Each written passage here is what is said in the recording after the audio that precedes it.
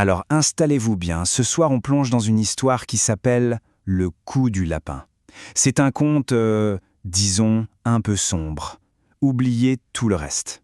Il n'y a que cette voix et le destin de Katie. Une femme qui voulait juste autre chose. Et voilà la promesse de cette histoire. Elle prend par la main, tout en menant doucement vers l'abattoir. C'est le jour de récit qui chuchote des mots doux, des promesses de fortune, de bonheur, mais qui en réalité guide pas à pas vers le pire. Parce que le destin, il faut le savoir, a un sens de l'humour assez tordu. Allez, on y va. On commence par le commencement. Une vie à fuir. C'est là qu'on rencontre Katie, notre protagoniste, et on découvre le monde gris, sans espoir, auquel elle veut échapper à tout prix. Imaginez un peu le tableau. Une ville, grise, poisseuse. Le genre d'endroit où les rêves ne tiennent pas longtemps. C'est le décor de Katie. Son boulot, elle est danseuse dans un club vraiment miteux. Elle bouge son corps sous des néons blafards pour une poignée de billets. Et sa vie, elle la déteste. Mais pas un peu, non. C'est une haine pure, viscérale, qui la bouffe de l'intérieur. Et pour s'en sortir, elle est prête à tout. J'ai dit bien, absolument tout. Donc, qu'est-ce qu'elle fait?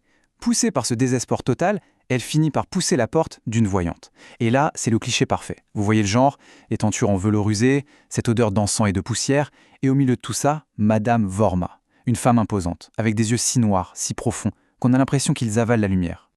Alors voilà, on entre dans le vif du sujet, la prophétie de Vorma. Un destin en 4 actes.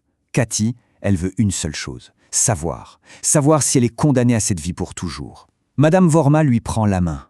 Et là, un silence, un long silence. Puis elle parle. Et ces mots, eh bien, ils ne vont pas juste prédire l'avenir de Katie, ils vont le graver dans le marbre. La prophétie est d'une simplicité désarmante. 4 étapes. Première étape, un nouveau travail, un vrai boulot de bureau. Deuxième étape, grâce à ce job, elle va rencontrer un homme et l'épouser. Troisième étape, cet homme, son mari, va toucher un héritage. Pas un petit héritage, non, un héritage immense. Et la dernière étape, la cerise sur le gâteau si on peut dire, juste après avoir touché le pactole, cet homme mourra d'une mort violente. Et c'est là que tout bascule. N'importe qui d'autre serait terrifié, non? Une mort violente, tout ça. Mais Katie, ce n'est pas de l'horreur qu'elle ressent, c'est de l'euphorie, une joie pure et noire. Elle ne voit pas la mort, elle voit le plan parfait. Un mariage à supporter, une petite attente, et hop, la liberté, la richesse, la vie de rêve. Passons à la suite. Le mari à supporter, c'est le prix à payer pour la promesse. Et on va voir que la prophétie, eh bien, elle commence à se réaliser avec une précision presque chirurgicale, c'est assez flippant. La première étape, c'est le boulot. Et ça ne traîne pas.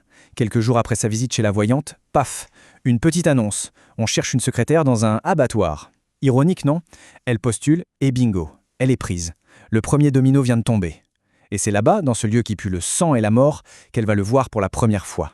L'homme en question, c'est Charlie, un collègue de l'abattoir. Et alors lui, c'est l'épreuve ultime. Il est grossier, vulgaire, repoussant, un vrai cauchemar. Chaque baiser pour elle, c'est une torture. Mais de l'autre côté de la balance, il y a la récompense, cette fortune colossale qui l'attend. Alors elle serre les dents. Elle joue le grand jeu, la comédie de l'amour. Si bien qu'il finit par la demander en mariage. Et bien sûr, elle dit oui.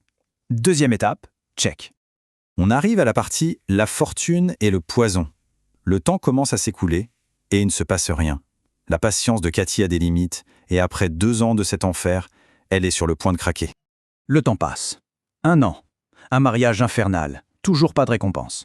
2e année. La patience de Katie est à bout. La haine qu'elle a pour Charlie la ronge de l'intérieur. Et là, le point de rupture. Charlie se fait virer de son boulot. Pour Katie, c'est la fin du monde. Le plan est foutu. Tout ça pour rien. Elle est au fond du trou. Et c'est pile à ce moment-là qu'une lettre arrive. Une lettre de notaire. Et cette lettre, elle dit quoi?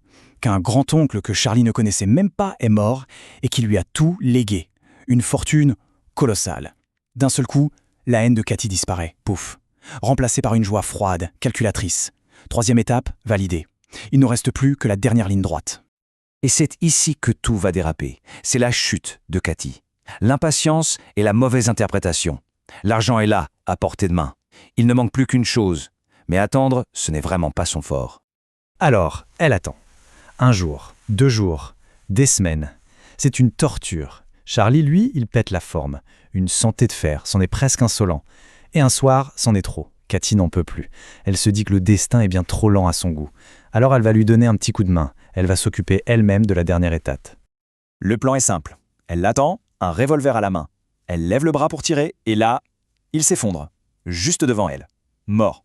Crise cardiaque. Foudroyante. Elle n'en revient pas, mais au fond, elle se dit « J'ai gagné. Le destin a fait le boulot à sa place. Elle est victorieuse. » Sauf que quelques semaines plus tard, chez le notaire, en pleine lecture du testament, la police débarque. L'autopsie a parlé, Charlie n'est pas mort d'une crise cardiaque. Il a été empoisonné, avec un poison à effet lent. Il semblerait que Cathy ait voulu aider le destin un peu trop tôt. Le procès est rapide, meurtre avec préméditation. La sentence tombe, comme un coup près. Froide, sans appel, c'est la peine de mort. Et c'est là qu'on comprend toute l'ironie du destin. La prophétie s'est accomplie. On va revenir au tout début, à la prophétie de Madame Vorma, parce que chaque mot était juste. Le problème, c'est que Cathy n'a jamais compris à qui cette prophétie s'adressait vraiment. Alors la question qu'on se pose, c'est où est-ce que ça a foiré? Est-ce que la prophétie a mal tourné? Ou alors, est-ce qu'elle s'est déroulée exactement comme prévu? La réponse, Cathy va la voir, mais bien trop tard, dans ces tout derniers instants. Imaginez la scène, on l'attache sur la chaise électrique, et c'est là, juste avant la fin, que la vérité l'explose au visage. Comme une évidence, la prophétie, elle était pour elle. Depuis le début. Reprenons. Étape 1, un nouveau job? Check, c'était le sien. Étape 2, un homme à épouser? Check, elle l'a fait. Maintenant, l'héritage. C'est ça le détail qui tue. La cruauté absolue de l'histoire. Madame Boermat n'a jamais dit « il héritera ». Elle a dit « il y aura un immense héritage ». Et au final, qui hérite? C'est Cathy. Une fois Charlie mort, elle est sa seule héritière. C'est elle, l'héritière de la fortune. Et donc, il reste la dernière étape, une mort violente. Au moment où le courant commence à passer, elle comprend tout. Le destin a tenu toutes ses promesses. Elle a eu le job, le mari, l'héritage, et maintenant, la mort violente. Le plan s'est déroulé sans accroc, mais c'était son plan à elle, du début à la fin. Et voilà, c'est ça l'histoire de Cathy. Une femme qui a cru pouvoir être plus maligne que le destin, sans réaliser que le piège qu'elle tendait, c'était pour elle-même. Et ça nous laisse avec une morale, une sorte d'avertissement final. Méfiez-vous de ce que vous désirez, parce que parfois, on finit par l'obtenir.